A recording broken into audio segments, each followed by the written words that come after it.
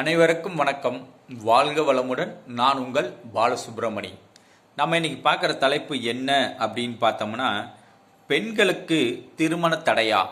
பல பெண்கள் திருமண தடையில் மாட்டிக்கிட்டு நல்ல மாப்பிள்ளை அமையல அப்படின்னு ரொம்ப சிரமப்படுறாங்க.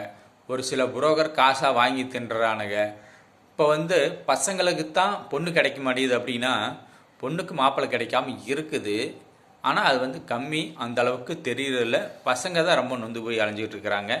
இப்போ நான் பெண்களுக்கு சொல்கிறேன், அதுக்கப்புறம் ஆண்களுக்கு சொல்கிறேன். பெண்கள் என்ன செய்யணும் அப்படின்னா, முருகன் பெருமானை கெட்டியமாக பிடிச்சிக்கணும்.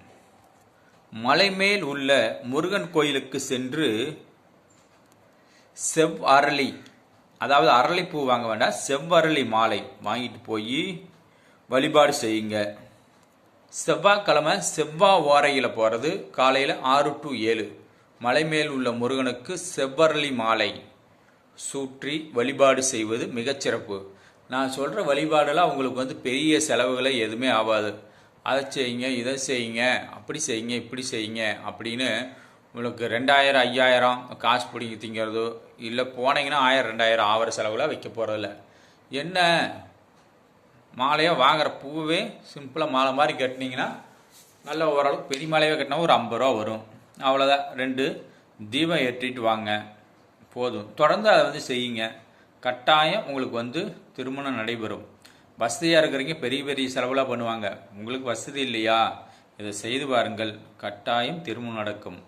பெண்கள் முருகனை செவ்வாய்க்கிழமையில் செவ்வாய் ஓரையில் செவ்வரளி மாலை சாற்றி வழிபாடு செய்தால் கட்டாயம் திருமணம் நடக்கும். அதுவும் செவ்வாயின் சாரத்தில் ஒரு கிரகம் இருந்தாலும், அடுத்தது செவ்வாய் திசை நடந்தாலும் உங்கள் திருமணம் கட்டாயம் நடைபெறும். ஒன்றும் கவலைப்படாதீங்க. பெண்கள் யாரும் மன வருத்த வேண்டாம்.